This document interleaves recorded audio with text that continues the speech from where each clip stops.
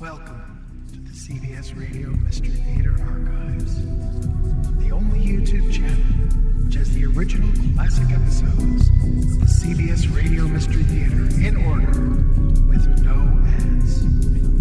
Thank you for listening, and now, enjoy the show.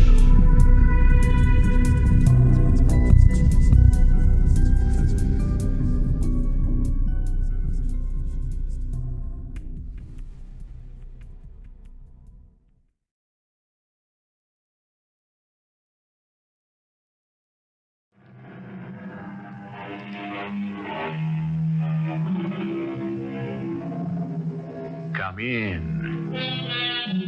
Welcome. I'm E.G. Marshall. There are some events so unforgettable, they're almost impossible to describe. How many of you who hear me now remember pictures of thousands of weeping Frenchmen in the streets of Paris as the German conqueror rolled down the Champs-Élysées? Another occasion that caused literally an entire nation to cry aloud, so great was the sadness, happened 115 years ago, one April day. We have looked into this tremendous tragedy, and for the first time on Mystery Theater, will reveal to you the secret behind the great conspiracy. John Wilkes Booth. Well, you're not by any chance the famous actor. I was, but I shall perform no more, Doctor. Only one play interests me now, and that is Venice Preserved. I shall play that. Well, isn't that the story that to save Venice, plotters plot to do away with the entire Venetian cabinet? Yes. For liberty, all the leaders must be assassinated.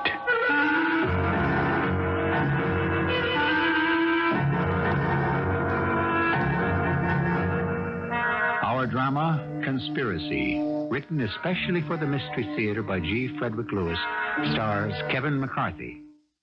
I'll be back shortly with Act One. We are in New York City, November the 25th, 1864.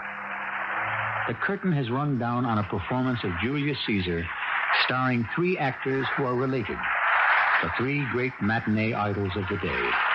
Junius Booth playing Cassius, Edwin Booth as Brutus, and John Wilkes Booth, Mark Antony. The curtain calls have been taken. Edwin and Junius have returned to their dressing rooms. John Wilkes, alone, stands on the darkened stage. Where did I go wrong in the friends, Romans, countrymen's speech? Oh, what a fall was there, my countrymen. Then I and you and all of us fell down while bloody treason flourished over us. Oh, now you weep. That's the place. That's where I went off the track. No, do it this way. While bloody treason flourished over us. Oh, now you weep. Very quietly. That's it. Who's that? Mr. Booth, this is a great honor. I came round to the back of the stage to thank you. You're quite welcome. Your name, sir? Louis Payne, Mr. Booth. It may be hard for you to believe this, but tonight I saw Mark Antony live. Why, thank you. You see, this is the very first play I've ever seen. I've been a soldier most of my life. Well, that's a pity. I suppose that keeps you on the go. Are you stationed hereabouts? No, Mr. Booth. When war broke out, I enlisted with the 2nd Florida Infantry. I was also at Gettysburg, and then with Mosby's Raiders. A few very tight spots that ended me in a hospital in Baltimore. Now, here I am. Yeah, for a young man, you've seen quite a bit of action. Oh, I'm strong. I can give as good as I get. But tonight, Mr. Booth, seeing you on this stage... Oh, that strength melted. I wept like a child. You have a way with words yourself, Mr. Payne. Why don't you come back to my dressing room for a bit of wine? Have another glassful, Louis? And I expect you to call me John Wilkes. Oh, a great honor. That's yours. As high as the glass will permit. A great honor, nonsense. We're both men of action. It's fate that has brought us together. You know Macbeth, Fate plays a big part. The witches. Oh, I'm afraid not. Macbeth there was a man of action. But in my case, fortunately, in my life, I have no Lady Macbeth to upstage me. Louis, why don't you come with me to Washington? You mean after the war? This cursed war. I'm a man of peace, you know. I love peace. For 4 years, I've hoped and prayed for the dark clouds to break, but now... I see that all hope of peace is dead. The South is your home, Mr. Booth? John Wilkes, I told you, Louis. Oh, yes. John Wilkes. Yes, I have ever held the South was right. The very nomination 4 years ago of Lincoln warned of war. The election proved it. Brother piercing brother's heart. How wicked. I could use your strength in Washington. I'll be honest with you, sir. I'm a deserter from the Confederate Army. Well, who is to know? You've seen enough action. Nothing to be ashamed. You and I must strike a blow for freedom. Well, what will you do in Washington? A great play, sir. A great act in a play called Freedom for the Confederacy. Come with me to Washington, Louis. I will make you one of the principals in my play.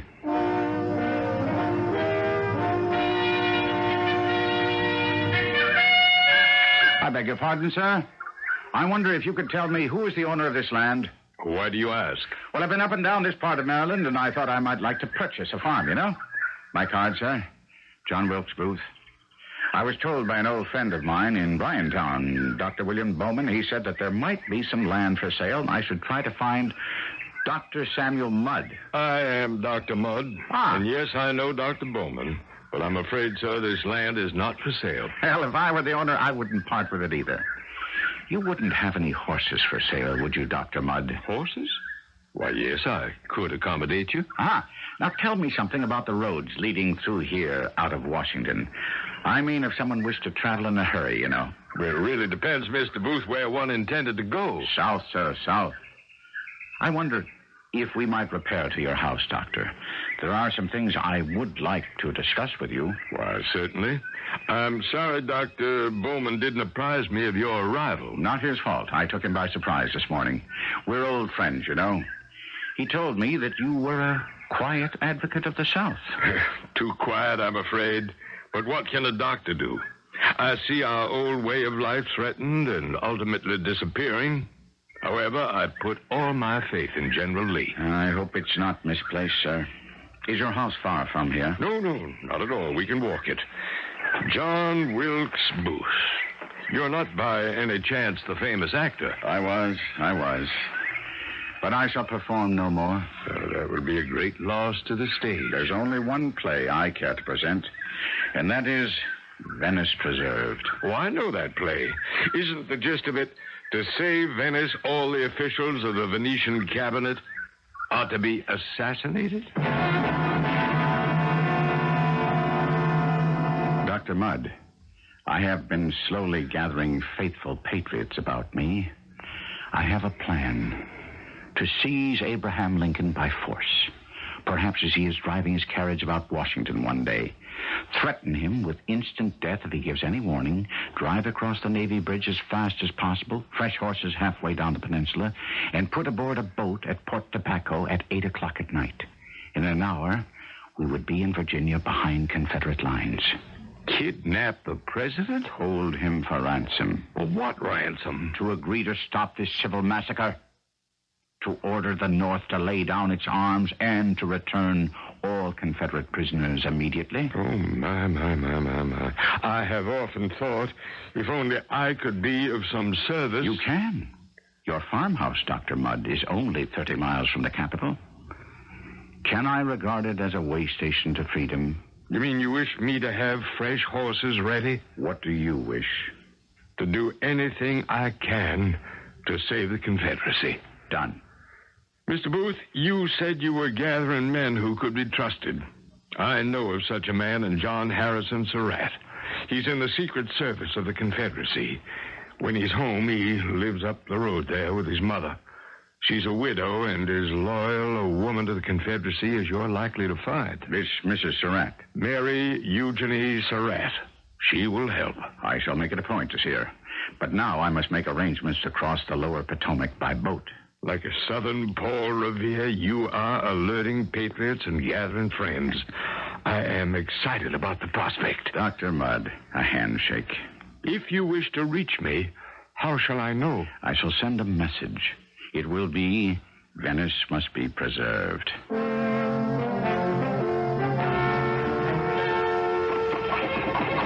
Coachman, stop right here. I want to talk to that man lying in that doorway.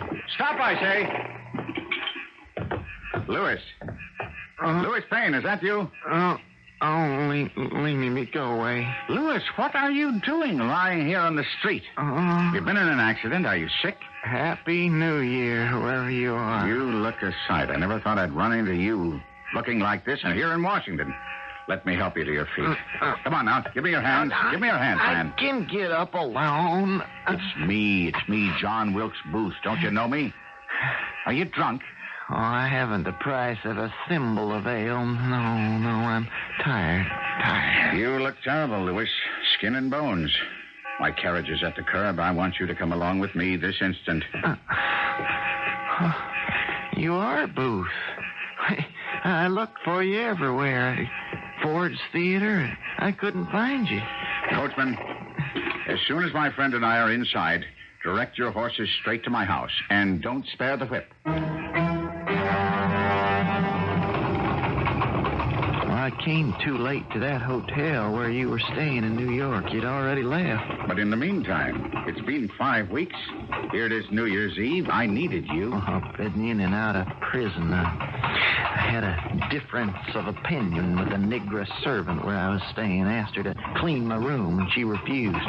They said I struck her, threw her on the floor, threatened her life. Who are they? She had me arrested. Imagine, this black woman. And the provost marshal treated me like a common criminal. Yes, I hit her.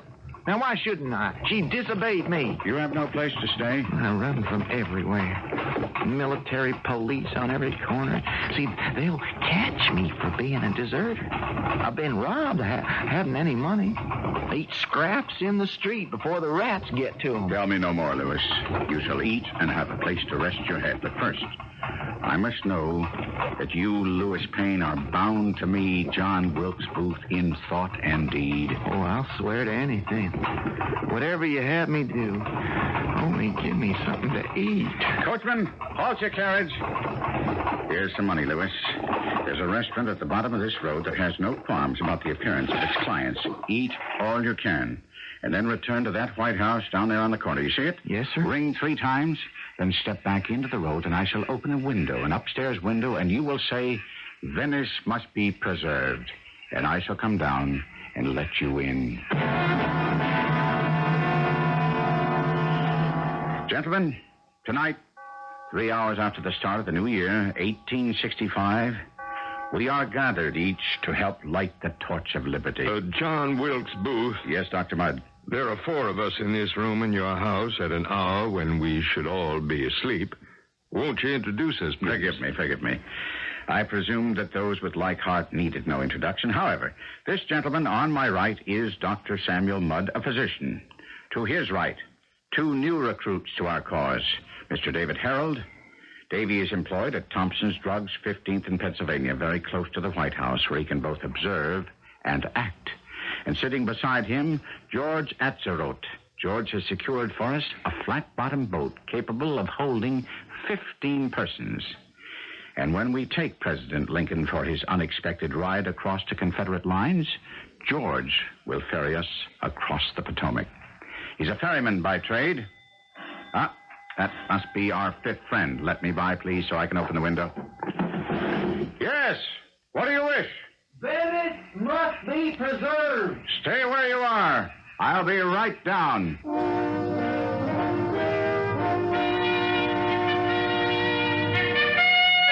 And so it began, a conspiracy which had no parallel in history.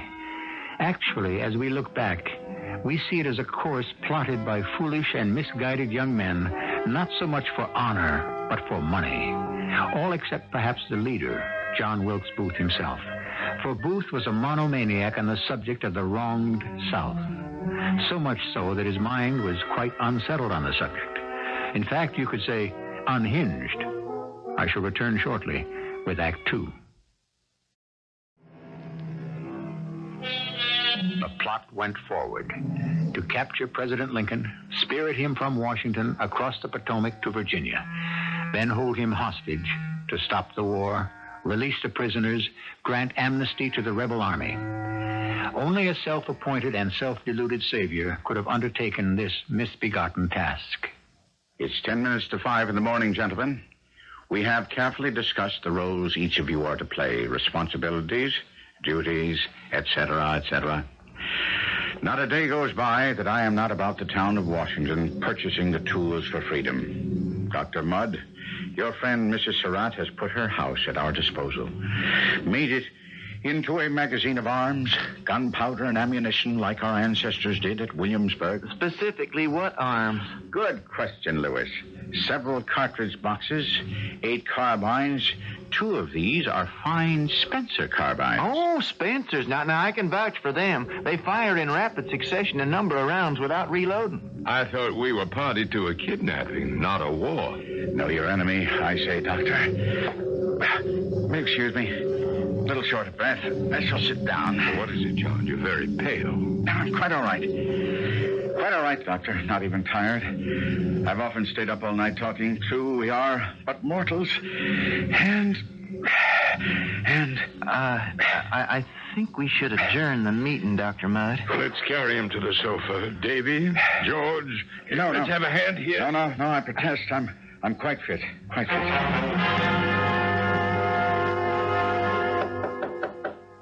Come in. How are you feeling today, John? Perfectly fine, perfectly fit. How else should I feel, Doctor? Well, yesterday you seemed, shall I say... There's nothing to say. Under a strain? Dr. Mudd, when I need a medical consultation, I shall ask for it. Look, John, I didn't come to beset you, but have you seen the Evening Standard? Yes, I saw it. I brought it along. I told you I saw it. It matters not to me. Nor our plans? Certainly not. The fall of Richmond? Jefferson Davis running for the hills doesn't matter? I think the Confederacy has gone up. Do you now? But it hasn't, I tell you. It hasn't. We'll fight on. And you, Doctor, and I, and my fighters for Southern freedom, we shall act from an unexpected front. Have you enlisted the aid of Captain Surratt yet? No, but I'm very hopeful tonight. He's never been long enough in one place. I told you he's with the Secret Service under General Wilder. I remember. Do you think I, John Wilkes Booth, have a faulty memory? John, are you sure you feel all right? Yes, right as rain. Yes, Mrs. Surratt has arranged it. I want that Surratt. Secret Service. He must know Maryland and Virginia very well.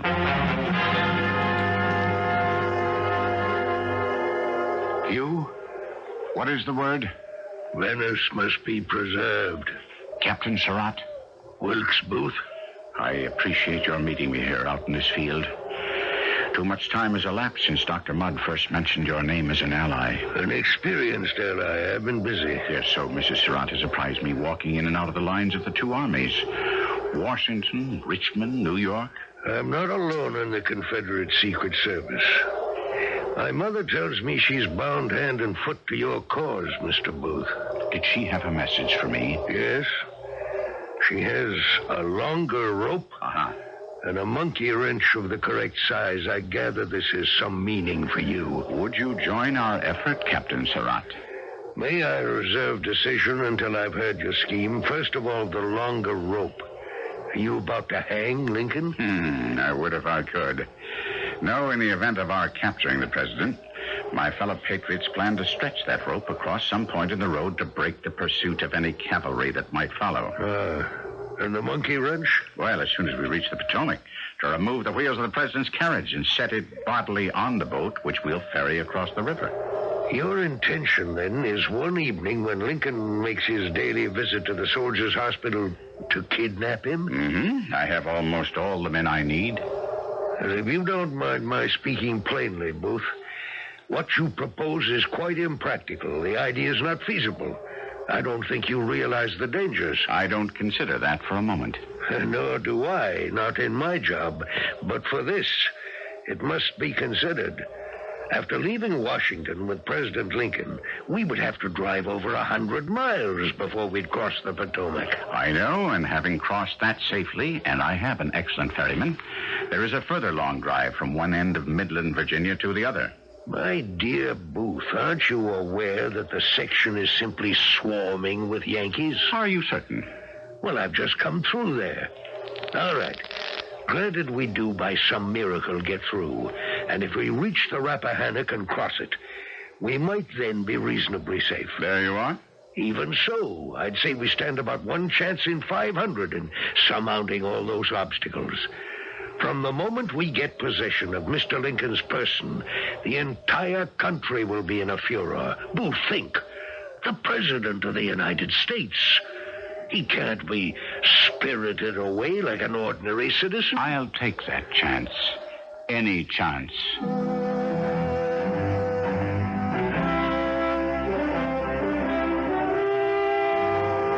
Louis, are you sure Surratt understood and agreed? Absolutely, John. He told George to tell you it was now or never. I never say never.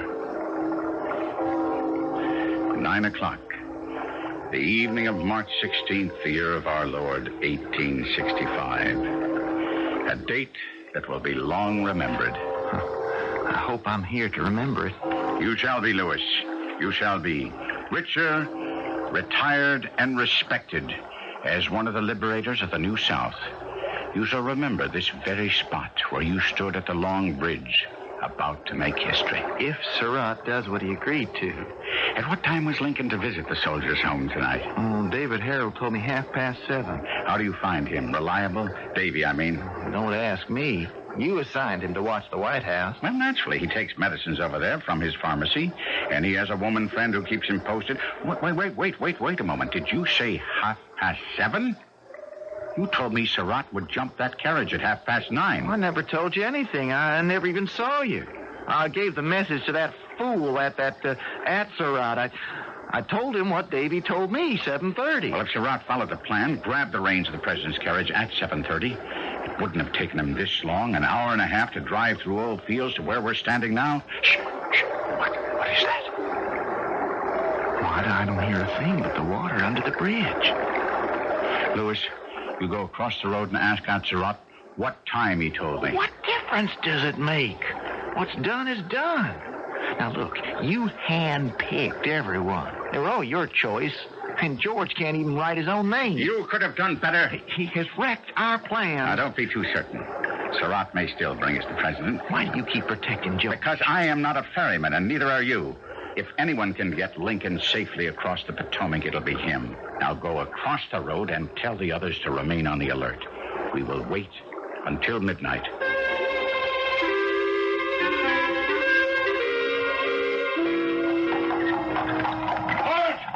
Halt, I say! Who goes there? Who desires to know? I'm the Marshal of the District of Columbia. You, sir, in that carriage, stand and identify yourself. Certainly. I'm Edwin M. Stanton, Secretary of War. Secretary Stanton? Oh, forgive me, sir, but word is out there may be an attempt on the life of the president tonight, so we're stopping every horseman in carriage. Marshal, isn't the president at the White House? No, Mr. Secretary. The president was scheduled for his evening visit at the soldiers' home, the old 7th Street Hospital, so we're protecting the road. But he's not there, Marshal. I can vouch for that. I've just come from there. Carry on, Marshal. You and your men stop everything that moves this night until I send word the president has been found safe. Coachman, the White House.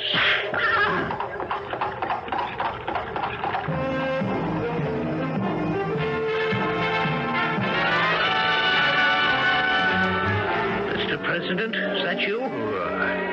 Edward, good evening. Isn't it a beautiful night? You see those stars? God's in his heaven.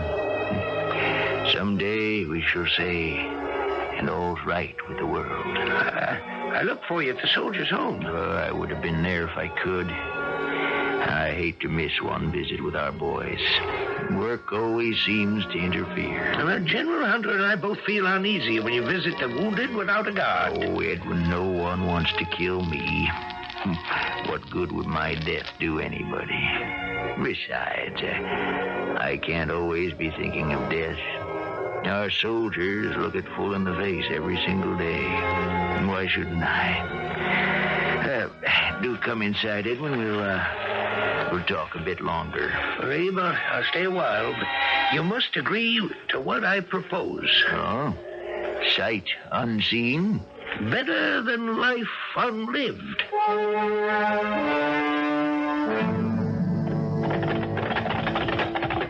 This is where Surratt lives when he's in Washington. Dismount, Dr. Mudd. You too, Lewis. Yeah, I'd like to give that Captain Surratt a piece of my mind. I've known him and his mother since he was a boy. I simply don't understand. I don't like it a bit, I don't. Lewis, try to contain your temper. Staying up half the night waiting for the infallible captain? If you don't mind, John Wilkes, I have better things to do with my evenings than wait at bridges. Payne, Yes, Dr. Mudd? let's keep the post-mortem of this botched kidnapping a short one. I know how to handle this, Dr. Mudd. Will you get out of my way, Lewis? I want to pull the bell. Booth, it's 2 a.m. If someone were home, they would answer. Ridiculous. Where is Surratt? This is 541, isn't it? Yes, it is. Now, these houses on 8th Street look alike. If Surratt is here, I suspect that good reason why the mix-up tonight. And what if he is not? Then, Dr. Mudd, I shall expect an even better reason. Now, where are you going, Lewis? I'm going to bed. I am not spending one more minute waiting about for your officious, ill-mannered, greedy friend, the captain. Something must have happened. Can't you recognize that? You think Surratt is a patriot. I think he's a cowardly opportunist. Good night. Lewis doesn't know the man as you and I do, Doctor. He's jealous of Surratt, always has been. None of them seem to like one another, John. Well, I never pledged them to love, only to serve. My common sense told me all along abducting the president in his carriage was not a workable idea. Well, Doctor, a good soldier never lets himself run out of ammunition. Explain yourself, John. If the president cannot be captured on his way to the soldiers' home, then we shall kidnap him at the theater. He often goes to Ford's. He's a devotee of Shakespeare. One evening, when he's in his box, he can be lifted up from behind and thrown down onto the stage. It's only 12 feet. He can be caught by 2 of our comrades and hustled out the stage door to a waiting carriage. I've already bought one. Perfect for the occasion. John, are you mad? Don't say that. In front of a theater filled with people, you think they're going to sit quietly and watch a kidnapping of their president as though it were part of the play? All I need is a stagehand or a scene shifter who works at Ford's Theater. Well, frankly, I'm at my wit's end. What would he do? Why, turn off all the lights, footlights, audience lights, house lights, everything. Shut down the gas at the main. Plunge the theater into darkness. In a crowded theater? Why, there'd be a riot. Precisely, Dr. Mudd. One needs time to escape.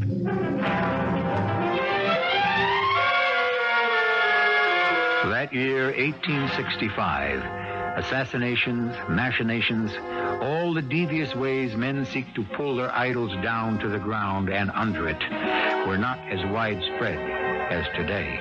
However, even then, the deed overwhelmed the perpetrator. In this play, Mystery Theater seeks to understand the evildoer more than the evil done. I shall return shortly with Act 3.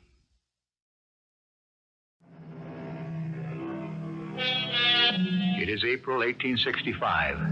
A much-loved and much-hated lanky American presides over his country.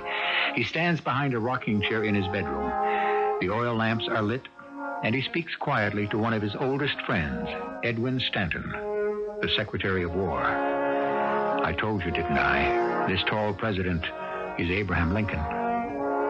Abe, I'm not staying. I merely came by to see if you were safe. Oh, stay. You know, being president is about as lonely a job as there is. No one wants to talk with you, merely at you. Mrs. Lincoln is retired.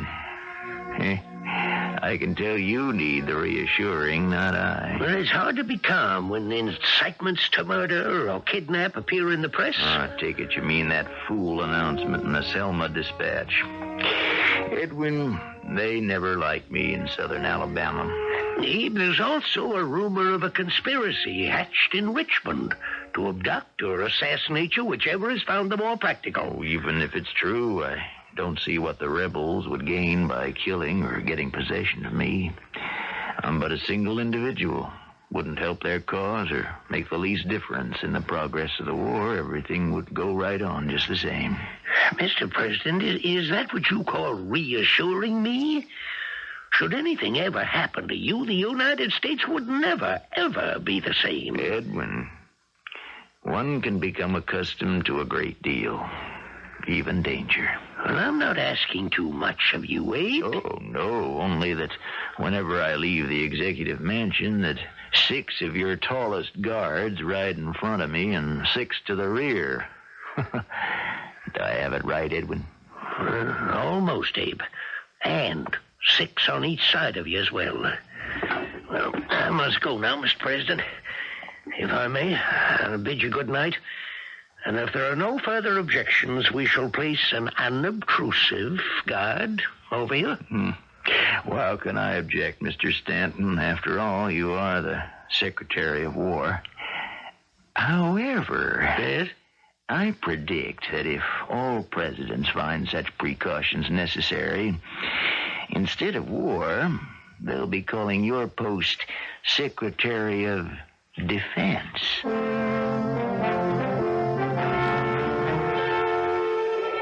Who's there? Is that you, Booth? Yes, Captain Surratt. Great heavens, how long have you been waiting here at my front door? Too long. All right, let's go inside. What the devil happened? 5 hours all of us waited at Long Bridge. Lincoln never arrived. I waited for him on 7th. He never appeared. He didn't leave for the soldiers' home? That's what I said. I waited till 9, went around to the White House. I had to wait there 2 hours before the groom I know came on duty. He said the president was indisposed and never left the White House. I told you it wouldn't work. I was ready to jump his carriage as we planned. How much longer is this going to go on? Every Southern soldier will have bled to death, and I'll be in the poorhouse before we seize Lincoln. There'll be other opportunities, Booth. We just have to be patient. Wait. Wait. Have you any idea, Surratt, what all this is costing me? 6 men and myself? The ammunition stored at your mother's? Why, the pair of Spencer carbines, brand new, came to $300. A boat I had to buy, a buggy, a carriage. I haven't even mentioned the rental of horses for each of us and boarding houses, lodgings, meals, while we wait for the opportune moment. I've mortgaged my earnings for years. All right, I have a suggestion. Why don't you play a benefit here in Washington? They'll pay you handsomely. A special performance at Ford's Theater? I may just have to.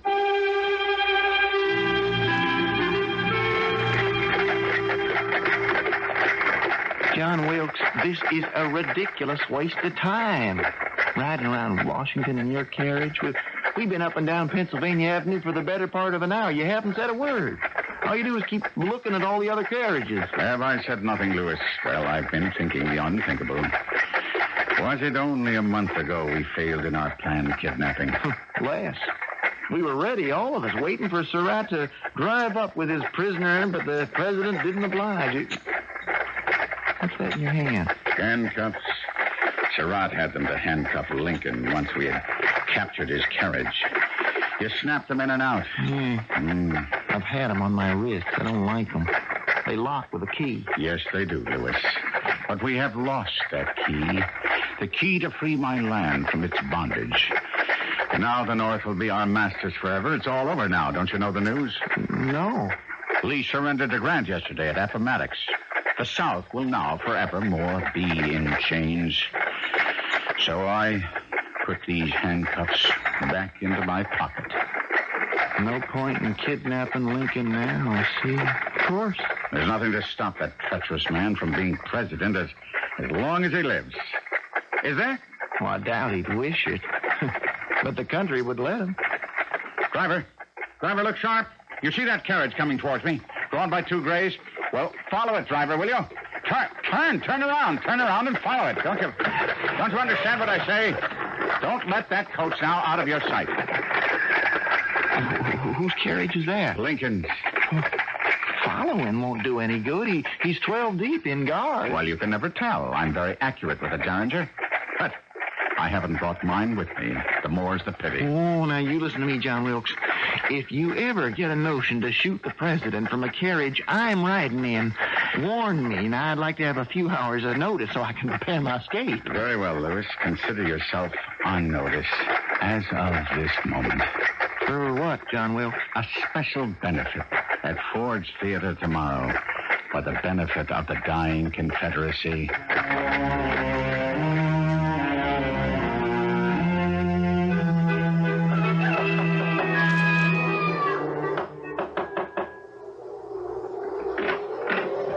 Come in, Booth. I've been waiting for you. I slept very little last night, not after your message. Dr. Mudd, I haven't slept at all the entire night. Do you know what day it is today? Certainly April 14th. Oh, it's more than that. It's Good Friday. Is it now? Good Friday. Well, it'll be a black Easter for the North before this weekend is past. You have my spurs. Right here in this chest. Will you give me a hand to put them on, Doctor? To have one come loose has to happen just once. When I've done the deed and jumped a dozen feet from the president's box to the stage, believe me, nothing will stop my escape. Keep your feet clear of the flags around the box. They could trip you. It's my head that must remain clear, not my feet. Now, you listen, Captain Surratt. I am not impressed with your pussyfooting Secret Service. You have never seen any real action. All through the war, I bet you slept in a bed every night. That's fine talk from you, Mr. Deserter. It got too hot for you, did it? Booth is here. Payne, you and I'll talk later. Good day, gentlemen. I've asked you all to meet me here for final instructions and assignments. George, Lewis, Davy, John, you and I are all provided with horses. Sir, am I getting the one-eyed bay? I like her. She's fast. You are. John Surratt. Sir? You know what you have to do at the box at Ford's Theater. It's the right box as you face the stage. That's it. Consider it done. Where's Dr. Mudd? He's out of the picture. He will remain at his house where Davy and I will hide for the first 24 hours. Well, I thought you were going to my mother's place. You are, John. But if they connect you with us, don't stay there too long. It'll be the first place the Federalists will think of. George, you head back to Georgetown and then on to Maryland. Be sure to return your horse to Kellerer's stable first. Act calmly as if this was none of your affair. There'll be another horse for you behind the Herndon house. Now, as to the assignments, Lincoln is mine. And which traitor do I get? You know, the Secretary of State, Seward, as planned. Right, I go with a package from his doctor. Davy, you supply the medicine. Gain admittance, go to his bedroom, and then dash his brains out with my pistol. Ought to be able to take care of him in 3 minutes. And what's our know-it-all Captain Surratt gonna do?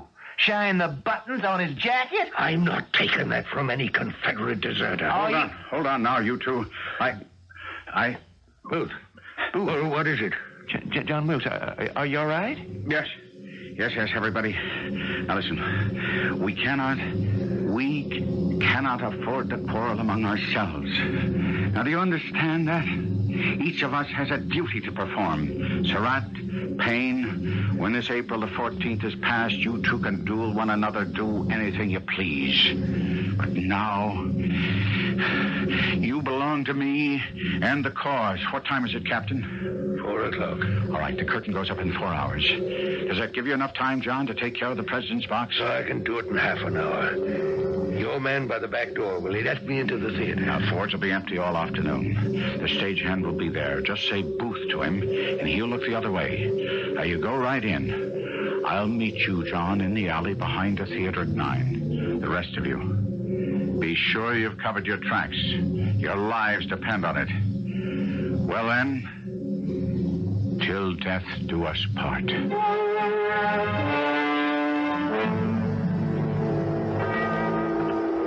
Surratt? It's done. So everything is ready. Just as we planned. I cut a hole in the inner door leading to the box. right where you'll be able to see Lincoln sitting in his chair. And what about the outer door? I left that short piece of 2x4 where you can wedge it against the outer door. So after you've fired the shot, jump clear to the stage. It'll delay anyone trying to get to the president. My job's done, John Wilkes. The rest is up to you. I'll hide in the alley till it's time. You signal me when the second act's begun. You can count on me. I'll signal. The second act of Our American Cousin is the most diverting. As soon as I see your sign, I'll slip past the guard. They're usually so taken up with the play they can't be bothered. And I'll be inside the first door. And then a quick look through the peephole. And then Venice will be preserved. Heaven help you, Booth. Sic semper tyrannis. Goodbye.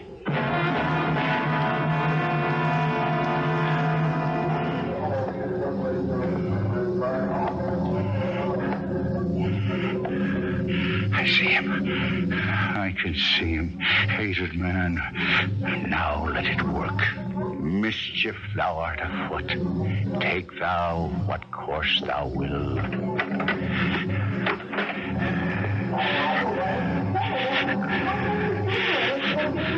Sic semper tyrannis!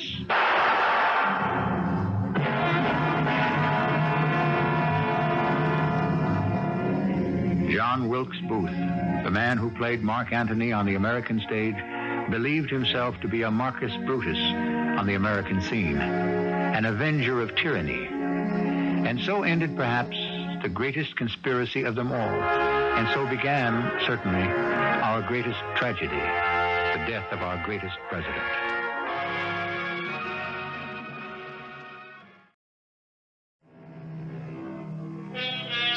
Rarely does the Mystery Theater attempt such authenticity in what is, after all, a playhouse of the unpredictable and the unknown.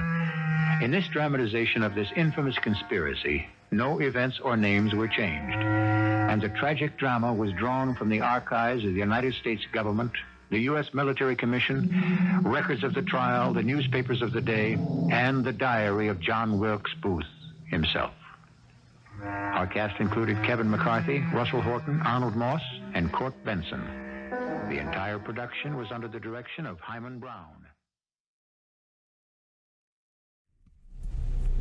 I hope you enjoyed this episode of CBS Radio Mystery Theater. If you've enjoyed this and want to hear more, please subscribe to this channel. You can also visit my other YouTube channel by searching Mr. Brian